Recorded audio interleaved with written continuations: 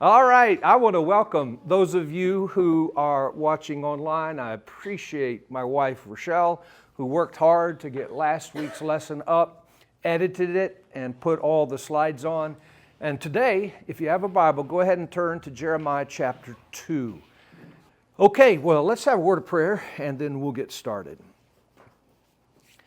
Lord, thank you for your love for us, and I pray today as we study Jeremiah 2, that you might open our hearts and minds to the incredibly beautiful metaphor, language, and truth found in this chapter. Show us your love and mercy through even your judgments. We ask in Jesus' name, amen. All of the Old Testament revolves around Babylon capturing Judah. And I know it's 7 a.m. on a Friday morning, but I'm going to ask you a few questions back and forth because you've been in our studies for a while now, Ezekiel particularly.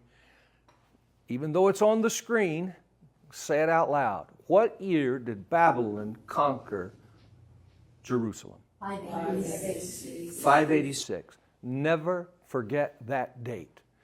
Everything previous to 586 is called pre-exilic by Bible teachers, theologians. Pre-exilic. Exilic is a big fancy word, Rochelle, for exile. Pre-exilic. Then during the exile, when the Jews are in Babylonian captivity, after wicked King Nebuchadnezzar has destroyed Jerusalem, dragged Zedekiah the king to Babylon after killing his sons so there'd be no heir to the throne. That's called the exilic time period. And then after, King Cyrus of what country? Persia. Modern Iran. After King Cyrus, first king of Persia, frees the Jews by capturing Babylon, which you read about in Daniel chapter 5. The Jews begin over the next century and a half returning home. This is called the post-exilic time period. And from 539 BC until the coming of Christ, that's called the post-exilic period of the Jews. Okay? So, the bondage of Judah in their exile is 70 years long. This is one of the slides that I will send you, by the way. And 70 years from 609 BC, that's when Babylon rises to the world's empire. They defeat Assyria and capture Haran, Harran. Somebody help me out. In the book of Genesis, what else happened in the city of Haran? Anybody remember? Okay. When Abram was called by God from Ur of the Chaldees, which is Babylon, okay, the Chaldeans, Terah and Abram, Terah his father, traveled with their families and livestock up the Mesopotamian valley near the Euphrates riverbank to Haran, where at age 75, Abram lived for a few years, and his father Terah died. And Abram descends down to the land that God promised him from Haran. I think it's fascinating, the role that Haran plays. At Haran in 609 BC, Nebuchadnezzar was a general under his father Nabopolassar, and the last king of Assyria was defeated, and Haran was captured, the last capital of the empire of Assyria. Now this is important because I'm going to show you something about Jeremiah and the Assyrians in just a few moments. And then for 70 years, Babylon rules the world. They are the world's empire. And anybody know what the number 70 means in the Bible? 70 is a key number. How long does the Bible say that a person's life is full? How many years? That's it. 70, which is how many, Bill? I can tell you grew up like I did on the King James Version. 70. Hazel's right, 70 years. Now, that doesn't mean everyone lives to be 70. Terah lived to be over 200 years. Abram lived to be 175. But what it means is 70 is the symbol that God appoints the beginning and the end of one's life. It is the number for God's providence and His reign over everything. Therefore, Babylon, Neo-Babylon Empire, lasted 70 years. And this is why, in Revelation, Babylon is used as a metaphor. Every kingdom that rises to oppose God has a beginning and an end. Babylon ended in 539 BC. And so people often wonder, well, why in the world does John write Revelation and use Babylon that hadn't been around for over 550 years? Because Babylon is a symbol that everything that opposes God has a beginning and an end and is under the control of God. Even the king of Babylon, Nebuchadnezzar, the wicked king, is broken by Yahweh and converted to faith in Yahweh. Here, this idolizer of the pagan gods of Babylon who killed God's people, he's converted. And he writes his testimony in his own business language of Aramaic, his own hand, in Daniel chapter 4. I get chills when I think of the conversion of Nebuchadnezzar. It just simply means never give up on the most wicked person you know. Because if God can convert Nebuchadnezzar, He can convert your family member or your friend. But I just show you, this is the center of understanding the Old Testament. Babylon. Now, this is what is important for you to understand about Jeremiah. By the way, since we started Ezekiel, I have to thank Elon Musk and, all the guys that run AI. AI has gotten so much better in the last year. The pictures that you can produce in 30 seconds, is incredible. In fact, I told the guys, Sue, you may have heard me tell them, I sometimes wish I was still a vocational pastor, because I would teach on a Wednesday night, studies, and I did not have these tools. If I had these tools thrown up on a big screen, even the intertestamental time period, it could have been so visual. But I just think it's a great time to be alive, study the Scriptures, and so on. Okay, this is Jeremiah. The reason I'm going to walk you through this is because you'll understand Jeremiah 2 so much better when you understand who Jeremiah is, when he lived, his relationship to Daniel and Ezekiel, and why he's such an important figure in the Scripture. He was born in 650 BC in Judah, and he died in 580 at the age of 70.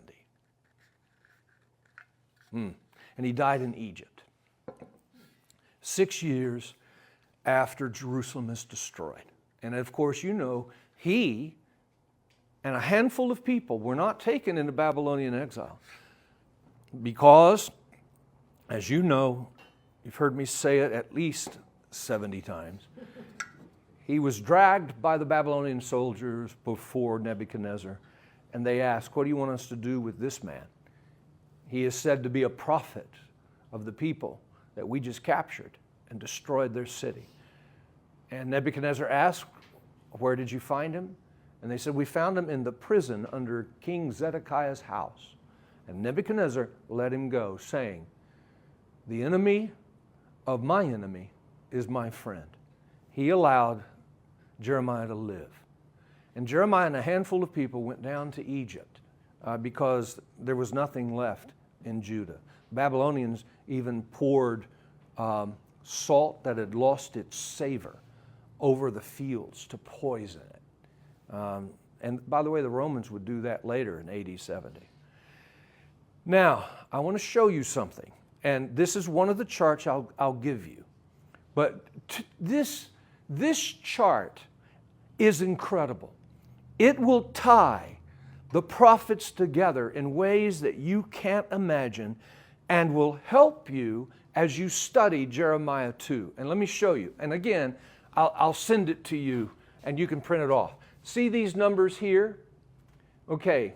How many kings were there in the southern kingdom of Judah from its inception in 931 BC until the death of Zedekiah? How many? 20. These are the last 11. 10, 11, 12, 13, 14, 15, 16, 17, 18, 19, 20. Zedekiah is the last one. Now, let me show you something about these kings because it pertains to Jeremiah and why Israel, Judah, had become so corrupt. The northern kingdom of Israel had been destroyed and the 10 tribes of the northern kingdom scattered in 722 BC. The southern kingdom of Judah resisted the Assyrian invasion under Hezekiah. Hezekiah, the great story that Isaiah writes about. Remember this, and I've taught you this before. Isaiah the prophet married Hezekiah's daughter. Okay? I reversed that. Please forgive me. Isaiah's daughter married Hezekiah the king. Forgive me, I reversed it. So Isaiah's daughter and Hezekiah had a son named Manasseh. This is kind of marked here because this is extremely important for what we're about to read in Jeremiah 2. Hezekiah killed Isaiah, his grandfather, murdered him. The Jews teach in the Talmud, and they teach their kids even to this day, that Isaiah the prophet, when Manasseh became king, he was a co-regent for 12 years. Okay? But in 686 BC, his father, Hezekiah, died. And he became the sole king at the age of 24. Probably Hezekiah was seeking to raise his son in a way to understand how to run the kingdom. But in that year, Manasseh, the most evil, wicked king, who served the longest of any king in Judah, killed Isaiah the prophet by sawing him in half as he hid in a tree. And by the way, this is mentioned in Hebrews 11 in the Hall of Faith, where it says some have been sawn in two. That's, I believe, a reference to Isaiah killed by Manasseh. And Paul would have known that because he was a teacher of the Jews. He was a Pharisee of the Pharisee who would teach Jews. So he would have known that story. Okay, now, watch this though. In the year King Uzziah died, I saw the Lord high and lifted up. In the year King Uzziah died, 740. That's Isaiah's call to be a prophet. He was 21 years old. Isaiah was born in 761 BC, and he was called to be a prophet at age 21 in the year King Uzziah died. Isaiah lives during the reign of Jotham. He's a prophet during the reign of Ahaz. By the way, notice, Uzziah is the father of Jotham. Jotham's the father of Ahaz. By the way, Ahaz is a wicked king. Ahaz is the father of Hezekiah. He did evil in the eyes of the Lord. And he allied with Assyria and brought the idols of Assyria into the temple. Ahaz. Now, good King Hezekiah, the son of Ahaz, repented when the Assyrians came to destroy Judah. And he repented because Isaiah came in and said, do you not see that our brothers to the north were defeated, by the Assyrians 20 years ago because of their idolatry and scattered? That's about to happen to us.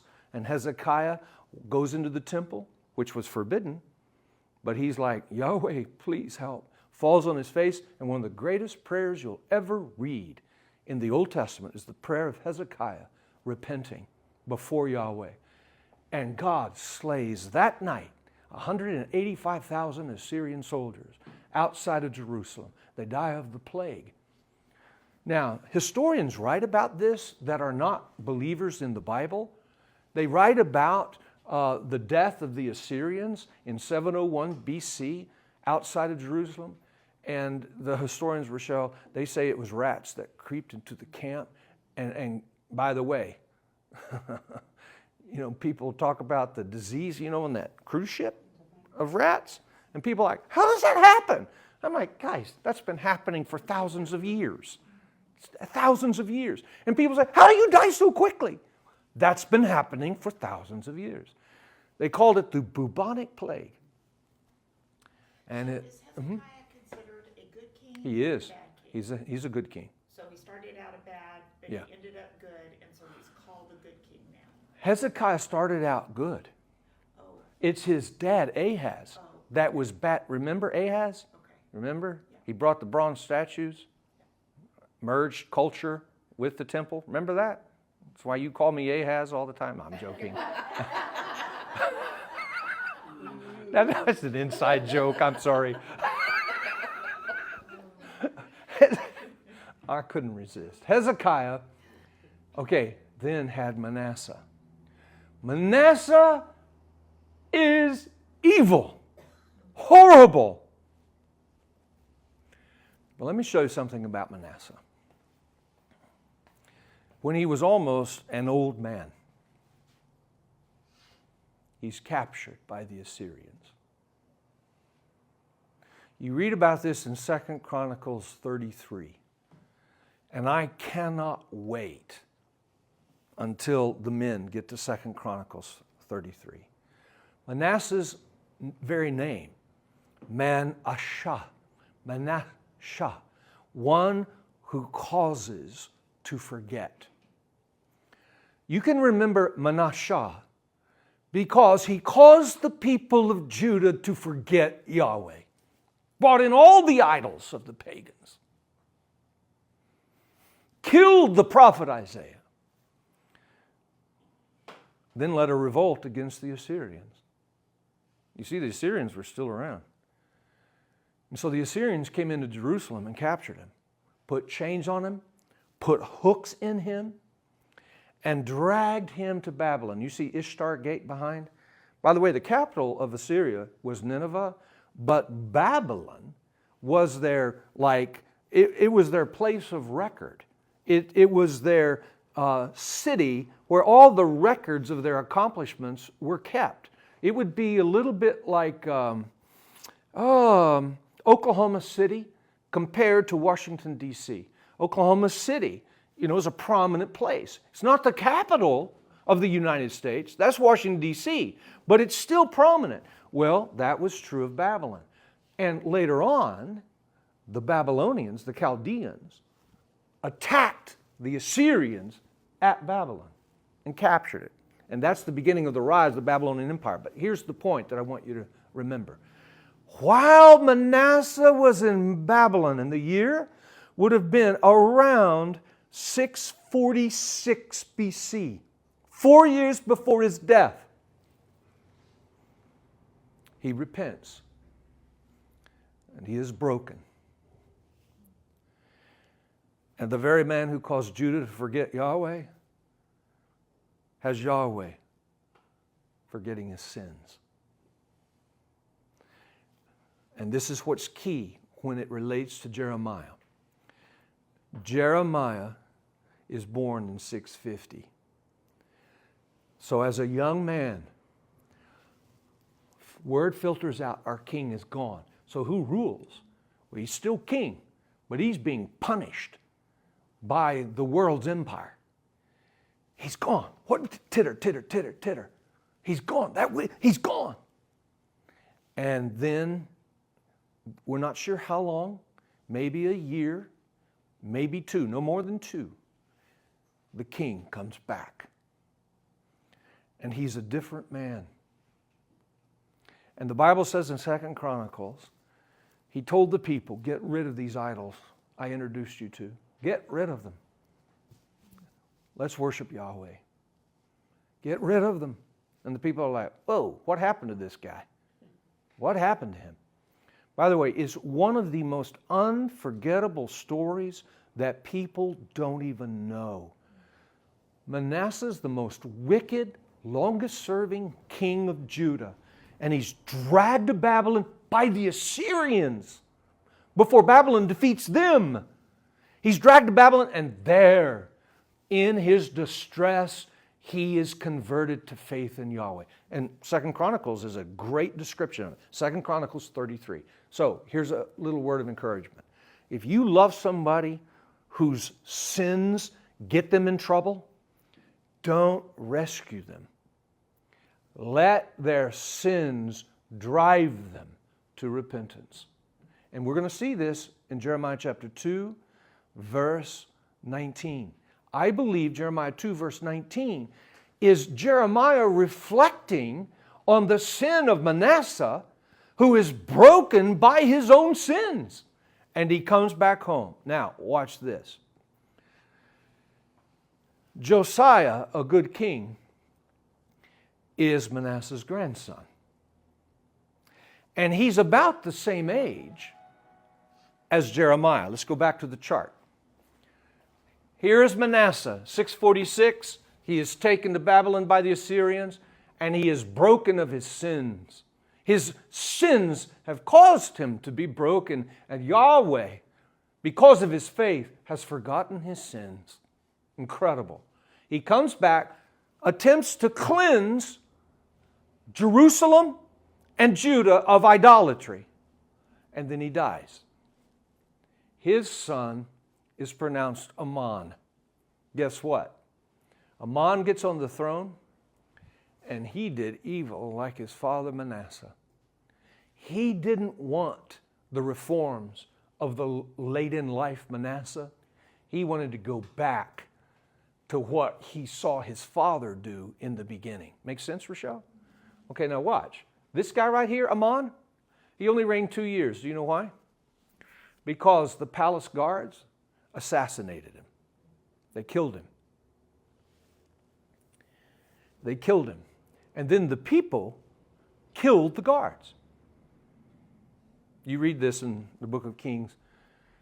Ammon had a son who was 8 years old by the name of Josiah. And they put him on the throne. Now, here's what's key for you to remember. Josiah probably was a friend with Jeremiah. They're pretty similar to age. They were both young when Manasseh came home, broken. And a grandfather always has a great influence on a grandson. And I believe Josiah, who is called one of the good kings, like Hezekiah, was influenced by the breaking of his grandfather, Manasseh. Does that make sense? So throughout the reign of Josiah, he is a great reformer like his grandfather was at the end of his days.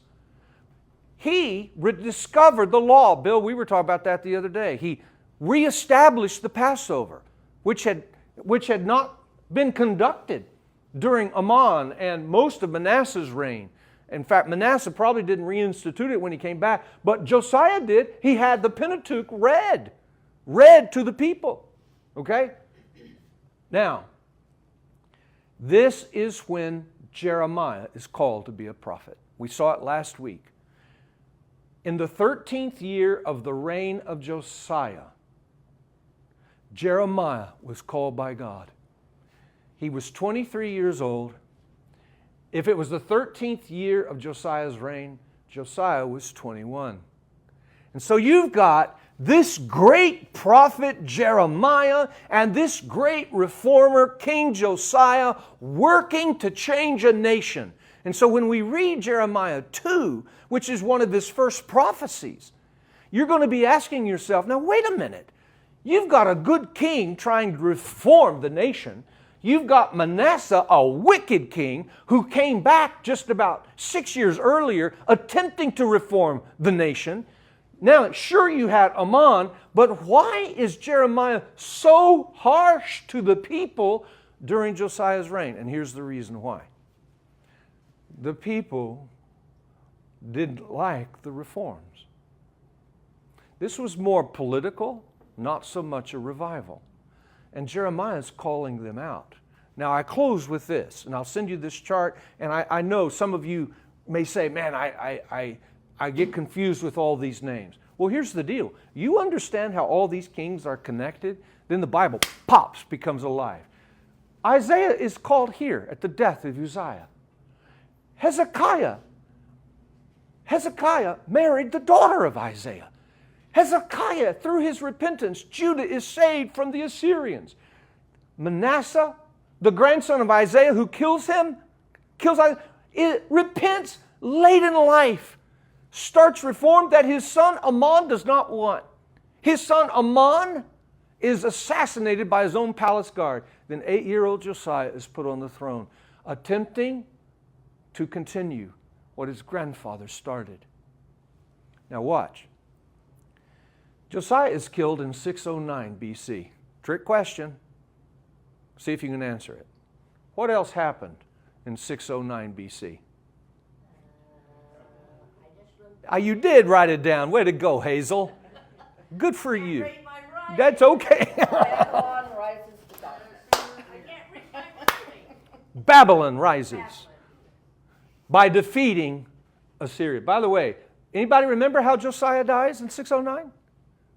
The Egyptians are coming up to help the Assyrians against the Babylonians. And Josiah says, hey, no, you can't pass through here. He was at Megiddo. Remember Bill being at Megiddo? He was there. And one of the Egyptian soldiers pulled an arrow and shot him. Remember? Okay, and did the Egyptians pass through? But the Assyrians were defeated by General Nebuchadnezzar and his father, King Nabopolassar of the new Babylonian Empire. So here's what you can remember, and this will connect everything. Josiah dies. Good King Josiah dies the very year Babylon rises. Now, look at this. These are the final kings of Judah. See this guy right here, Jehoahaz? He's the son of Josiah. But he only reigns 3 months because the New World Empire, Nebuchadnezzar, he doesn't like Jehoahaz. Probably because Jehoahaz reminded Nebuchadnezzar of Josiah, his father, the good king. So he removes him and he puts Jehoiakim on the throne, who is the brother of Jehoahaz and the son of Jehoiakim. Or excuse me, the son of Josiah. These are brothers. You see this? Okay, Jehoiakim reigns for 11 years. Then he has a son, Jehoiachin. Now, in English, they say Jehoiachin. And the way you can remember the penultimate king next to the last king is Chin. Remember it like this. Kim had chin.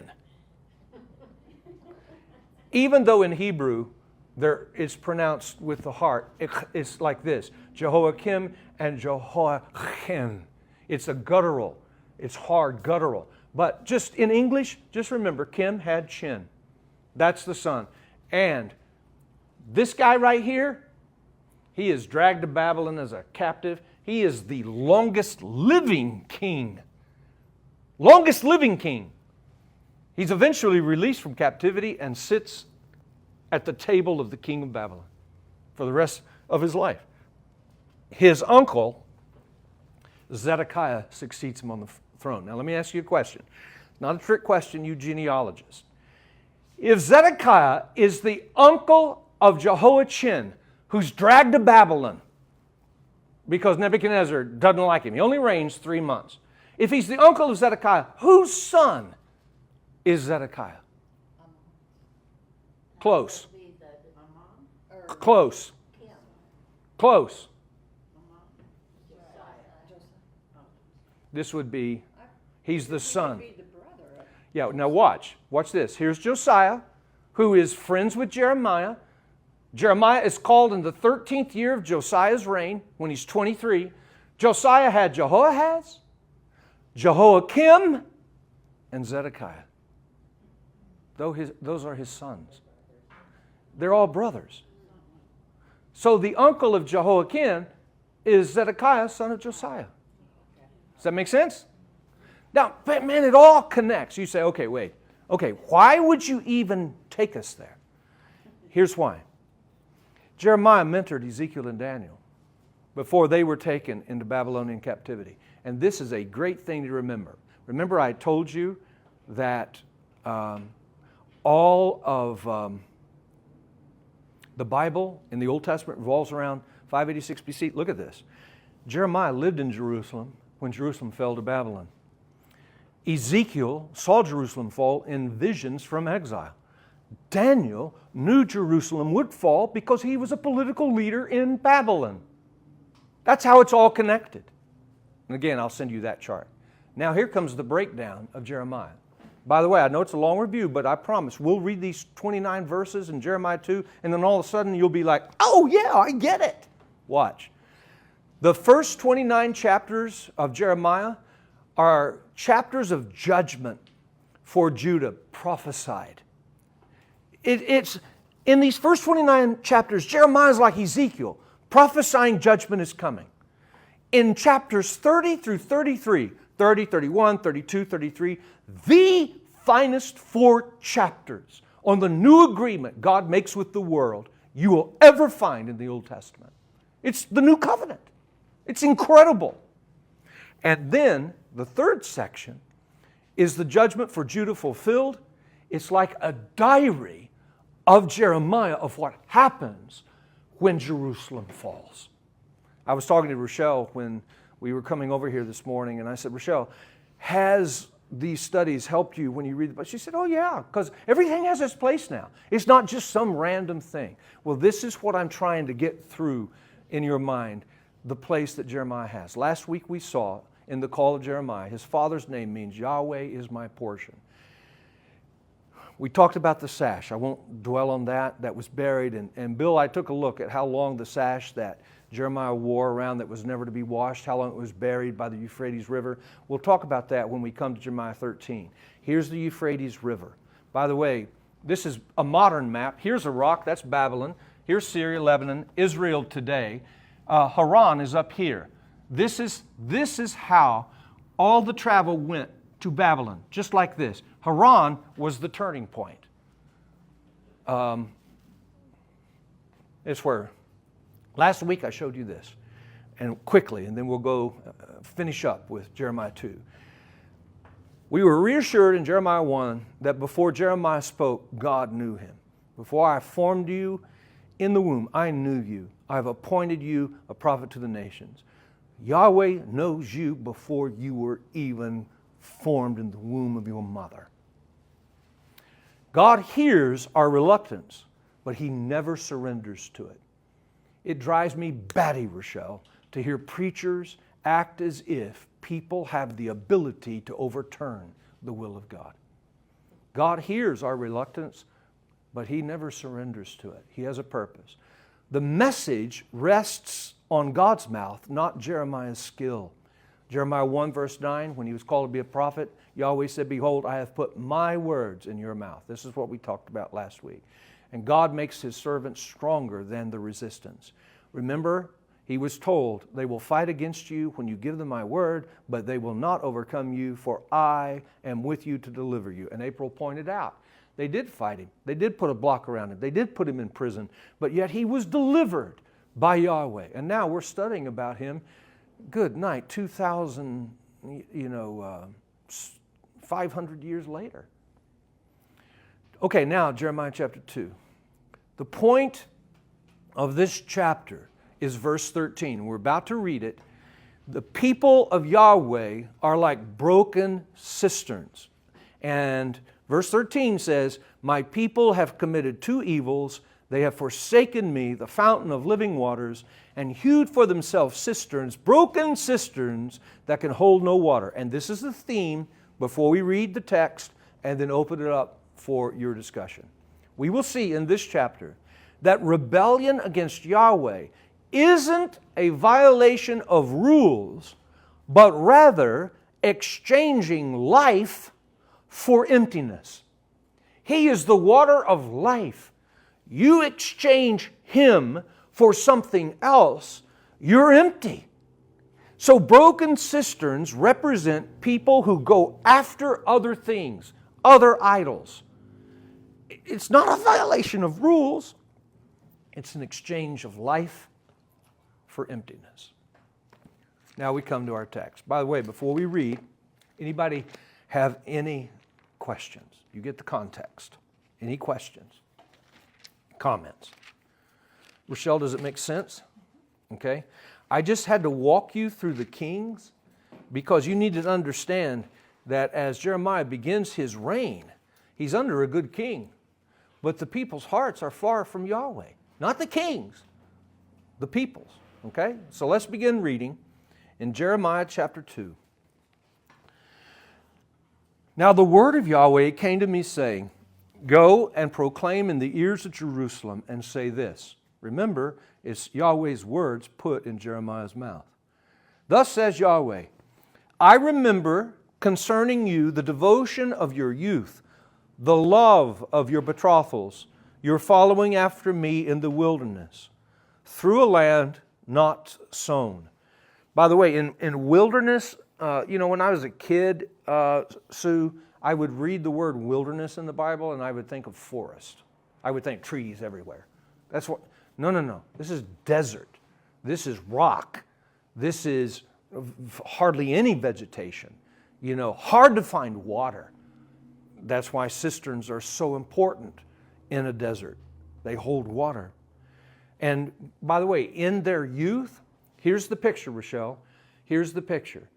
Yahweh calls Israel to be His bride, a new nation, a light to all the nations. He calls them out of Egypt, takes them through the wilderness.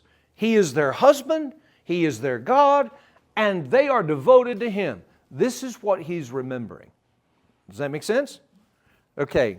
By the way, this would have been 1,000 years earlier under Moses and the Exodus. Verse 3.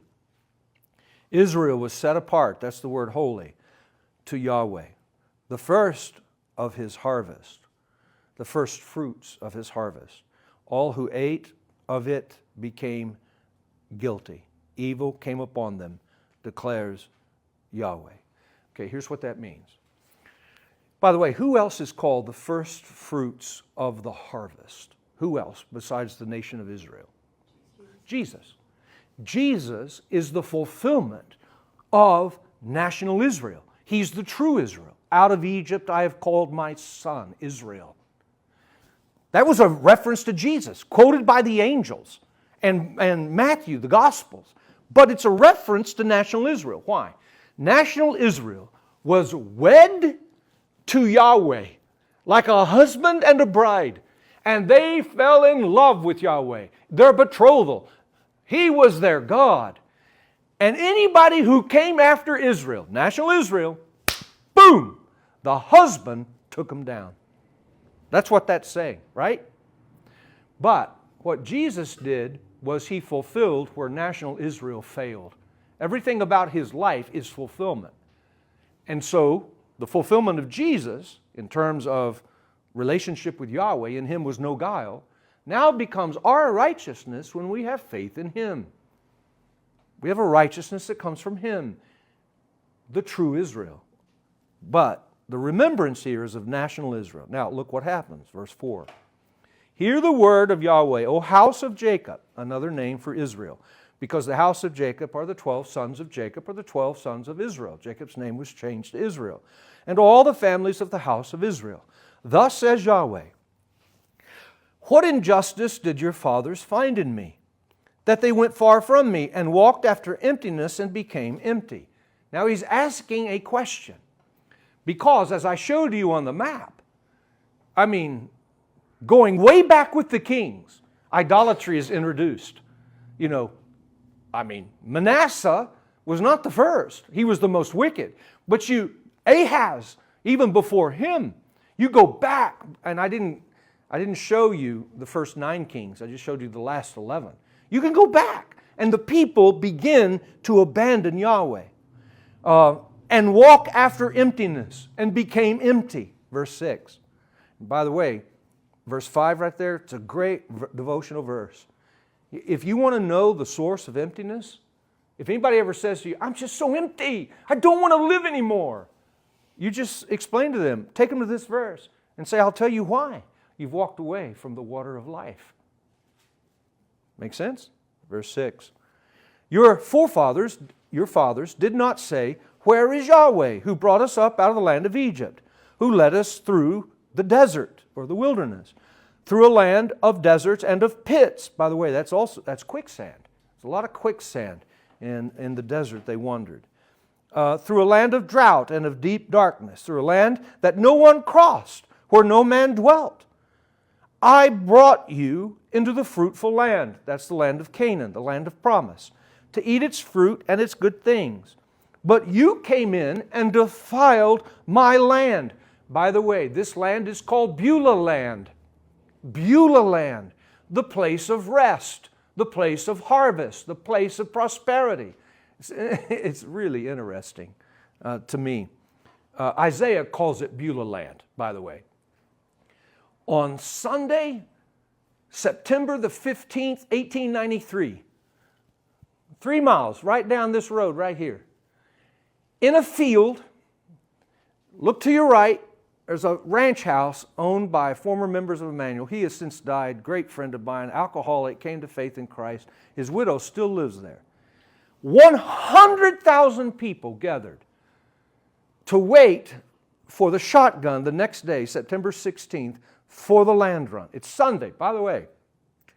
On that Sunday, there's a baseball game being played. Baseball, had been invented for about 20 years, so people are playing catch and playing baseball. Don't have gloves. It's the old-fashioned baseball. But because it's Sunday, there's a little tent set up for a worship service right down here, down this road. And the people in the tent begin singing Beulah land, believing the next day they would come into the promised land. The baseball game stops. They were wearing hats. They take their hats off, and 100,000 people join in singing the great hymn, Beulah land. Isn't that something? It's just right down there. And you'll drive by it. And every time I drive by, I look over there and I think, Oklahoma's got some great history. All right, let's go on. They came into the land that I promised, verse 7. I brought you into the fruitful land to eat its fruit, its good things. But you came in and defiled my land, and my inheritance you made an abomination. How did they do that? Look at verse 8. The priests, the Levites, did not say, where is Yahweh? What does Yahweh desire? Those who handle the law did not even know me. In fact, they were keeping the law from the people. The rulers transgressed against me. The prophets, they prophesied by Baal, not me. They didn't seek me. And they walked after things that did not profit them. Verse 9. Therefore I will yet contend with you, declares Yahweh, and with your sons I will contend.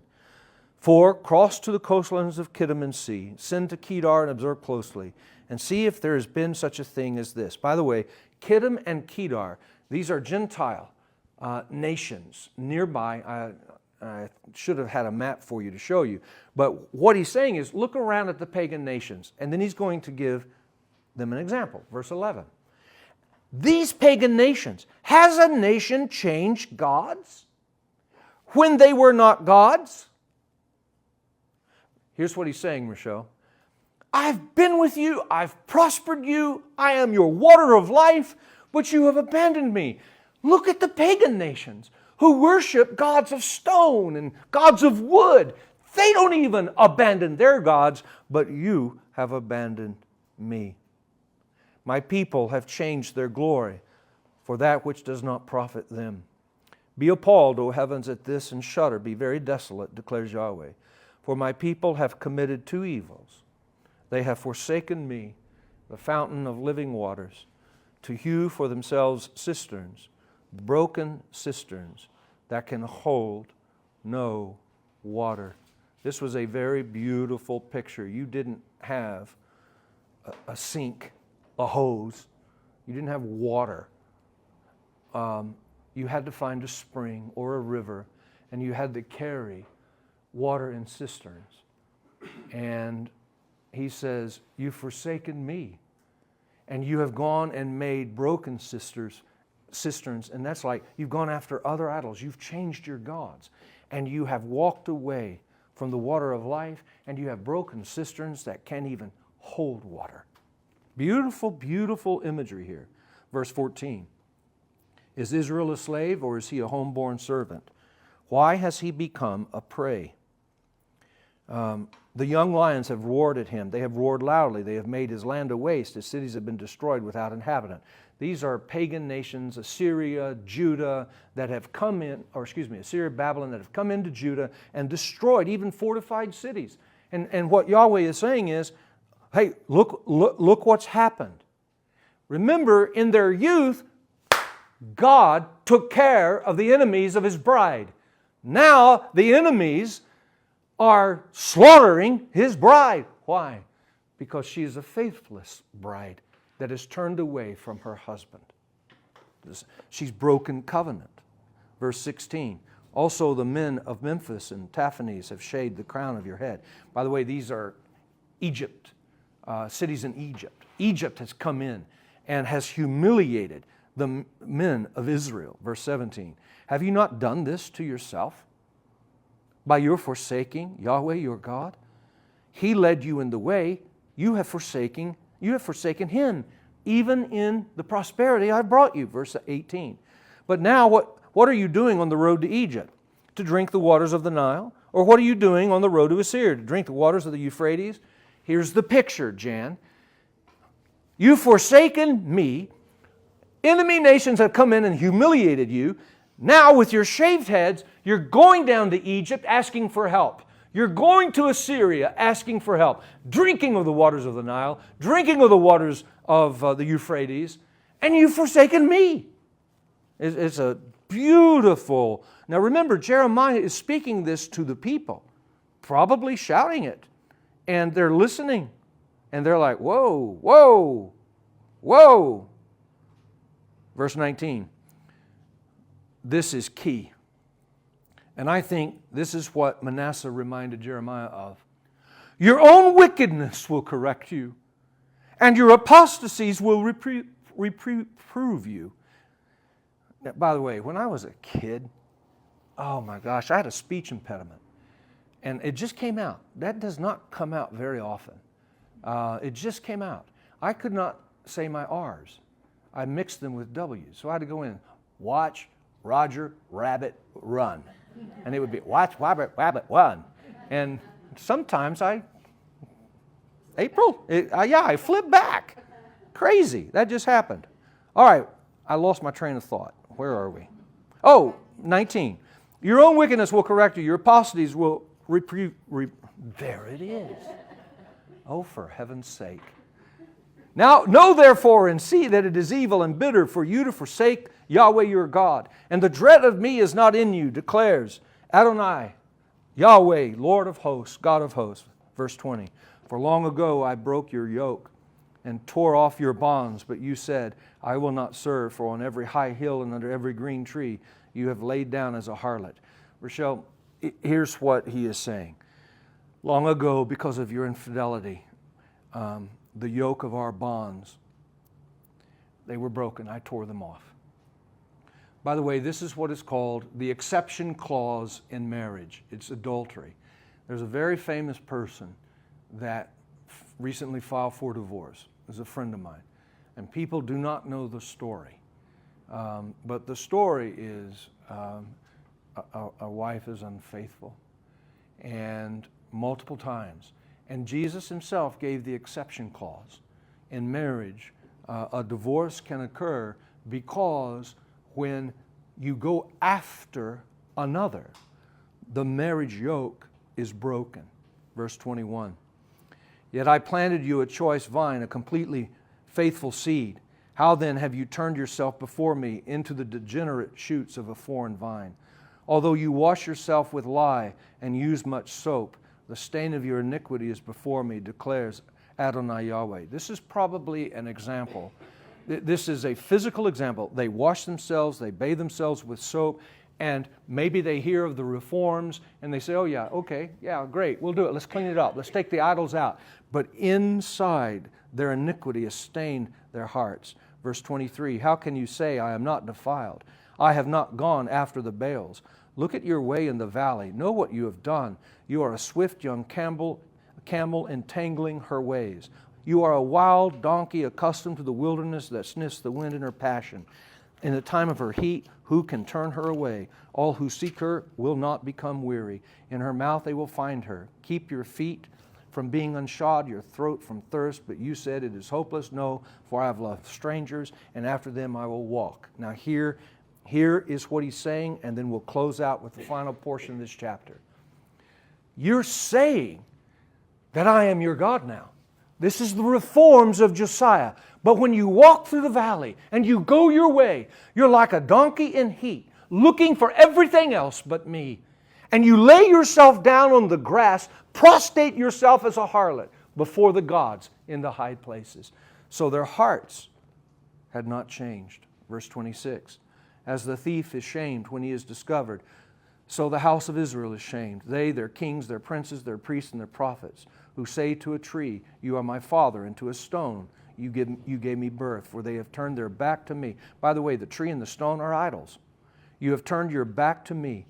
Not their face, but in the time of their trouble they will say, arise and save us. But where are your gods, which you made for yourself? Let them arise, if they can save you, in the time of your trouble. For according to the number of your cities are your gods, O Judah.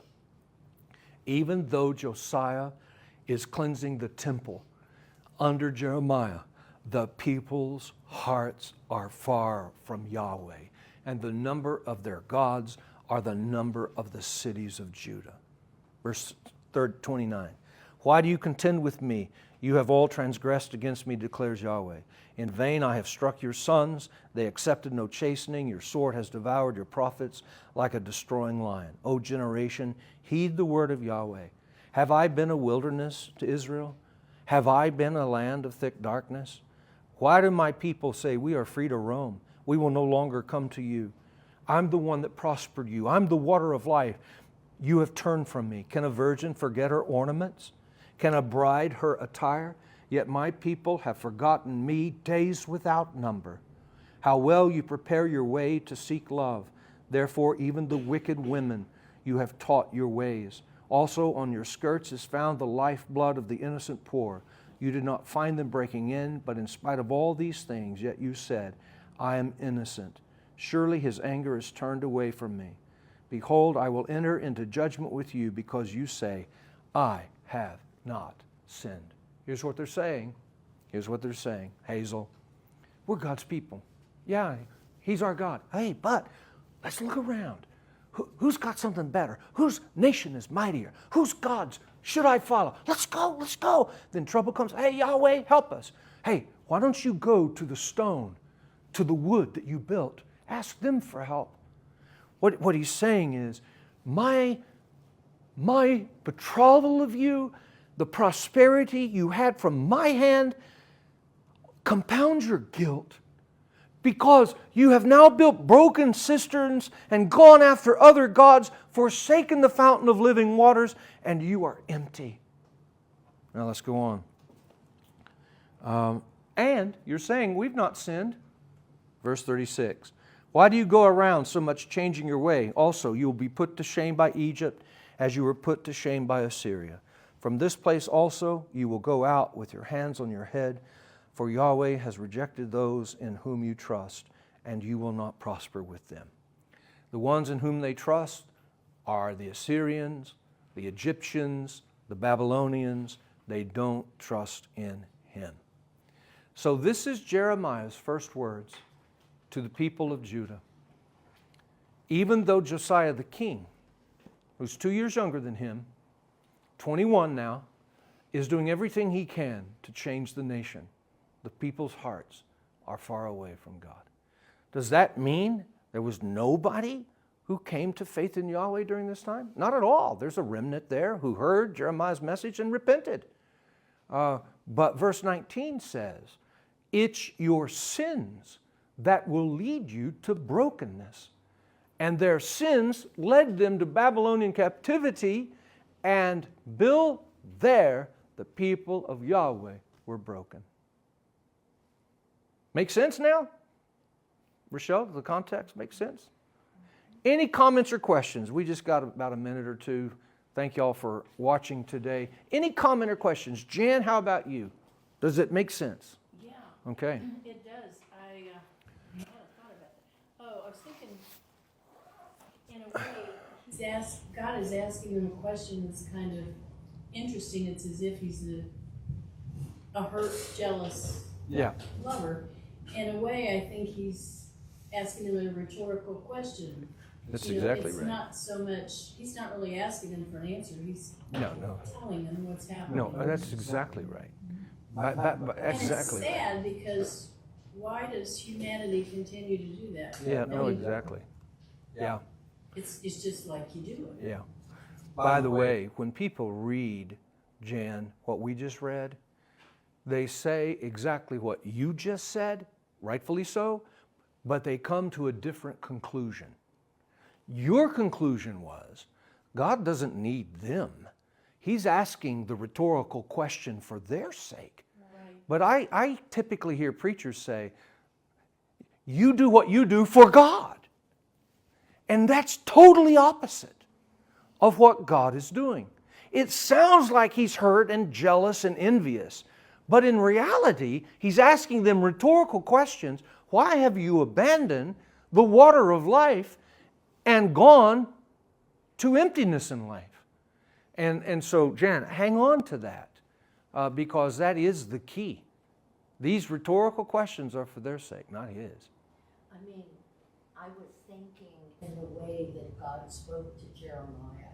I mean, Yes. and Jeremiah saying that to the people, I mean, that would just really touch you. It's so different in the way that God spoke to Ezekiel. Yes. I mean, because it would be more difficult Yes. to understand what Ezekiel was trying That's a great to word. say than what That's a great word. Okay, if you didn't hear Hazel, I'll repeat it. We'll close with this because she is spot on. The words of Jeremiah are direct and penetrating to the heart. They are practical. The words of Ezekiel are often metaphorical and spiritual, and more difficult to understand. You're spot on right. And that's the difference between Jeremiah and Ezekiel, and sometimes even Daniel. But the one thing I'll leave you with is this. Jeremiah was in the middle of the people and saw the destruction of Jerusalem in 586 with his own eyes. In the first half of this book, he's warning about judgment coming because of empty hearts. In the middle of the book, he gives them encouragement that God's going to make a new agreement and fill your hearts, not because of what you do, but because of what he does. That's the new covenant. And in the last third of the book, the last portion, he writes a diary of what he sees in the destruction of Jerusalem. So, unlike Ezekiel, who has these visions that you have to interpret, Jeremiah, you read his diary and you say, oh my goodness, he went through it.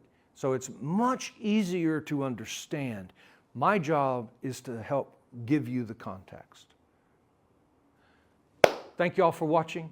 Next week, Jeremiah chapter 3. Thank you all.